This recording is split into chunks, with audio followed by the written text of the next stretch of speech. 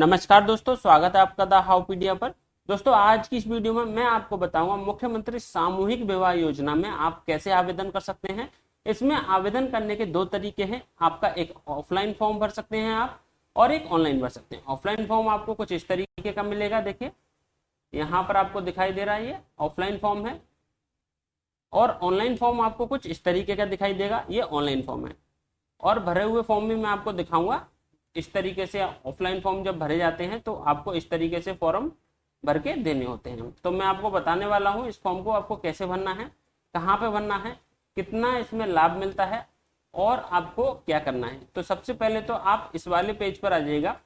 इसकी लिंक आपको डिस्क्रिप्शन में दी है। इस वाले पेज पर इसलिए बता रहा हूँ क्योंकि आपको दोनों ही जो फॉर्म है उनकी लिंक आपको इसी पेज पर मिलेगी। ऑनलाइन की लिंक भी आपको यही मिल जाएगी। ऑनलाइन के लिए यहाँ पर स्टेप बाय स्टेप प्रक्रिया दी है, और ऑफलाइन के लिए यहाँ पर भी आपको लिंक दी गई है, पीडीएफ में फॉर्म डाउनलोड हो जाएगा। तो अब मैं आपको बताता हूँ सबसे पहले इस योजना में कौन आवेदन कर सकता है और क्या लाभ मिलने वाले हैं। तो इसमें जो लाभ मिलते हैं वो ये है कि जो भी युवक युवती शादी करते हैं सामूहिक विवाह सम्मेलन में, उनको 1 लाख रुपए की सहायता मिलती है। लेकिन उसमें से सिर्फ 60,000 रुपए सीधे कन्या के बैंक खाते में ट्रांसफर किए जाते हैं। बाकी 25,000 रुपए का उन्हें सामान दिया जाता है, जैसे गिफ्ट होते हैं, जो अन्य सामग्री होती है। इसके अलावा बाकी के 15,000 रुपए जो बचते हैं उनको जोड़े के हिसाब से जो आयोजन होता है, उनके जो भी खर्चा होता है, पांडाल, भोजन व्यवस्था, इन सब पर खर्च किया जाता है। अब जो लोग भी इसमें आवेदन करना चाहते हैं उनके लिए अच्छी खबर यह है कि सरकार ने इसके लिए आवेदन शुरू कर दिए हैं, और अगले महीने में ही इसके लिए बहुत ही बड़ा आयोजन होने वाला है। तो आप जल्दी से जल्दी इसमें आवेदन कर दीजिएगा। कौन आवेदन कर सकता है? आवेदन करने के लिए कोई भी वर्ग इसमें आवेदन कर सकता है। इसमें कोई भी कास्ट का कोई इसमें लिमिटेशन नहीं है कि एससी कर सकता है या ओबीसी कर सकता है। कोई भी इसमें आवेदन कर सकता है। बस वह उसके पास जो पारिवारिक वार्षिक आय है वह 3 लाख से अधिक नहीं होनी चाहिए, और लड़की की उम्र 18 वर्ष और लड़के की उम्र 21 वर्ष होनी चाहिए। निवास आपका जो भी स्थायी निवास है वो उत्तर प्रदेश का ही होना चाहिए। और जिन युवतियों की शादी तय हो चुकी है, जिन्होंने पहले विवाह नहीं किया, वे इसके लिए योग्य हैं। इसके अलावा कानूनी रूप से तलाकशुदा और विधवा महिलाएं भी इसलिए आवेदन कर सकती हैं। पुनर्विवाह के लिए भी इसमें आवेदन कर सकती हैं, लेकिन कानूनी रूप से उनका तलाक हो गया हो या सेपरेट हो चुके हो, वह इसमें आवेदन कर सकती हैं। अब इसमें कौन कौन से डॉक्यूमेंट लगेंगे वो मैं आपको दिखाता हूँ। सबसे पहले तो आपके वर वधु के दोनों के आधार कार्ड लगेंगे। पुरानी फोटो ना हो उसमें तो उनको अपडेट करा लीजिएगा। आधार कार्ड से उसका जो मोबाइल नंबर है लिंक होना चाहिए। लड़की के परिवार का आय प्रमाण पत्र लगेगा। निवास प्रमाण पत्र और जाति प्रमाण पत्र दोनों ही लगेंगे। अनुसूचित और जनजाति जो भी अन्य पिछड़ा वर्ग है इनके लिए वर वधु की पासपोर्ट साइज फोटो लगेगी, और उनके बैंक खाते की पासबुक का विवरण लगेगा। इसके बाद में आपको देखिए यहाँ पर रजिस्ट्रेशन करने की प्रक्रिया दी गई है। अब मैं आपको यहाँ पर दो तरीके बताता हूँ। देखिए, सबसे पहले तो ऑनलाइन तरीका क्या है। ऑनलाइन यहाँ पर जब आप आएंगे, वेबसाइट यहाँ पर क्लिक करेंगे, आपके सामने ये पेज ओपन हो जाएगा। इस पेज पर आने के बाद में आपको यहाँ पर ऊपर दिखाई दे रहा है आवेदन करें, इस पर आपको क्लिक करना है।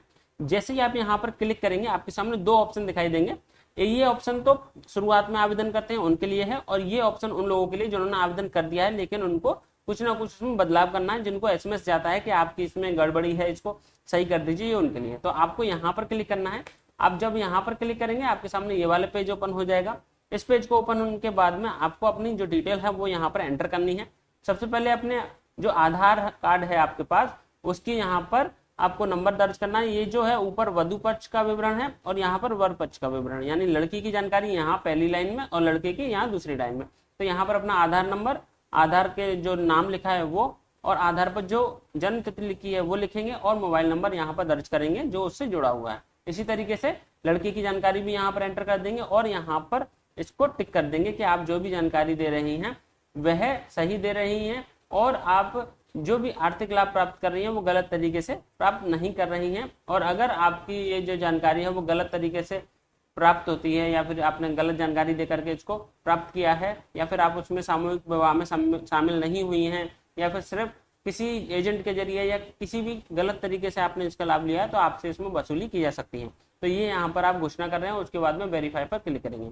जैसे ही आप वेरीफाई पर क्लिक करेंगे, एक और पेज ओपन होगा जहां पर आपको अपने सभी दस्तावेज अपलोड करने होते हैं, जैसे फोटो, बैंक की पासबुक, और आपका जो आपका शादी का कार्ड है, या फिर आपकी जो अन्य जैसे आय प्रमाण पत्र, निवास प्रमाण पत्र, इस तरीके की जो भी जानकारी है वो आपको यहाँ पर अपलोड करनी होती है। ये तो रहा आपका ऑनलाइन करने का प्रक्रिया। और इसको जब आप ऑनलाइन कर देंगे तो इसका जो एक प्रिंट आउट निकलेगा, प्रिंट आउट निकलने के बाद में उसको आपको जमा करना होता है वहां पर जहां पर आपके यहाँ पर जो ऑफिस है आपके एरिया में, वहां आप जमा करवा सकते हैं। दूसरा तरीका ये है आपका ऑफलाइन का। ऑफलाइन तरीका कैसे आपको भरना है, देखिए ऑफलाइन भरने का तरीका है आपको अपने, देखिए ग्रामीण क्षेत्र में तो आप अपने ग्राम पंचायत या ग्राम विकास खंड के जो अधिकारी हैं उनसे आप संपर्क करेंगे, वहां से आप जो है इसका फॉर्म भर सकते हैं और उसका जो प्रारूप है वो यहाँ से भी डाउनलोड कर सकते हैं। इसको एक एक करके सारी जानकारियों को इसमें भर सकते हैं और मैं अभी आपको दिखाऊंगा भरा हुआ फॉर्म भी किस तरीके से भरना है। और अगर आप शहरी क्षेत्र से नगर निगम लगता है आपका, तो आपको इसी में देखिए दोनों फॉर्म के लिंक एक ही लिंक में मिल जाएंगे आपको। तो यहाँ पर ये जो है नगरीय क्षेत्र के लिए ये वाला फॉर्म भरना है आपको, इसको आपको भर देना है, जिसमें कि अपने आधार कार्ड, बीपीएल कार्ड, आवेदन के नाम, पिता का नाम, ये सभी जानकारी आपको इस तरीके से भर लेनी है। और यहाँ पर इसके साथ में कुछ और जानकारी भी है, जैसे अभिकथन, यानी आप वही एक तरीके से आप यहाँ पर पूरी जानकारी की जो सत्यता यहाँ पर प्रमाणित कर रहे हैं, अपने साइन वगैरह करेंगे और जो भी कार्यालय है जहाँ पर आप संपर्क करके इसको फॉर्म भरवा रहे हैं नगर निगम के जरिए या ग्राम पंचायत के जरिए, वहां पर उनके कार्यालय के हस्ताक्षर और जो भी अधिकारी उनके नाम व मोहर वगैरह लगती है। इसके बाद में ये जो जानकारी है जांच, ये कुछ जो फॉर्म है वो उन्हीं के द्वारा भरे जाते हैं। तो अगर आप ऑफलाइन फॉर्म भरे हैं तो मेरी सलाह यही होगी कि आप इसको डाउनलोड करना चाहें तो कर लीजिए, लेकिन आप अपने जो भी क्षेत्रीय ऑफिस है, यानी आपका जो नगर निगम है या फिर ग्रामीण क्षेत्र में ग्राम पंचायत है, उनसे संपर्क करें, वो आपको फॉर्म भरवाने में मदद कर देंगे। तो वहां से वो अपने आप ही जो भी जरूरी जानकारी आपसे ले लेंगे और फॉर्म को भर देंगे।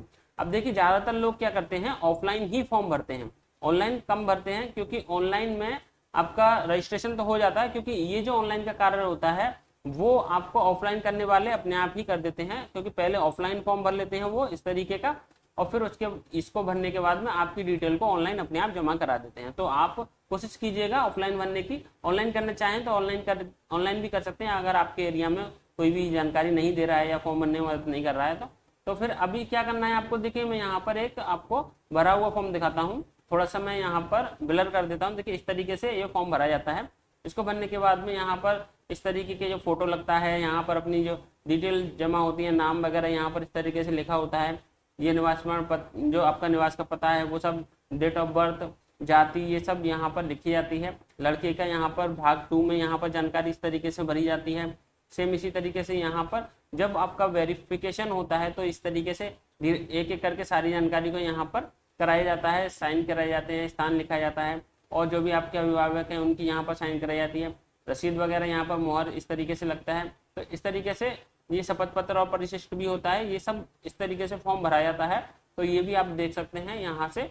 और देखिए इसमें आपको मैं एक चीज़ बता दूं कि अगर आप ऑनलाइन फॉर्म जमा करते हैं तो साथ में आपको कई सारी डिटेल जमा करनी होती है, जैसे कि अपने जो भी डॉक्यूमेंट है वो आप पहले से तैयार कर लीजिएगा, जो भी मैंने आपको बताए थे यहाँ पर, ये जो डॉक्यूमेंट है इनको पहले ही तैयार कर लीजिए, क्योंकि जब आप फॉर्म भरने बैठेंगे तो वो बार बार लॉगिन का जो सेशन आउट हो जाता है, तो पहले ही ये सभी चीज़ें तैयार कर लीजिएगा, जिससे कि फॉर्म भरने के समय पर आपको कोई भी समस्या ना हो। तो इसको आप आसानी से इसमें फॉर्म को भर सकते हैं। कोई भी अगर आपको समस्या आ रही है, कोई भी सवाल पूछना है तो कमेंट में पूछ लीजिएगा, मैं कोशिश करूंगा जो भी दिशा निर्देश है उसके अनुसार आपको जवाब देने की। तो आशा है दोस्तों आपको यह जानकारी पसंद आई होगी। ऐसी जानकारी और अन्य सरकारी योजनाओं के अपडेट के लिए हमारे चैनल के साथ जुड़े रहिएगा, और यह जानकारी पसंद आई हो तो अपने दोस्तों के साथ शेयर जरूर कीजिएगा। धन्यवाद।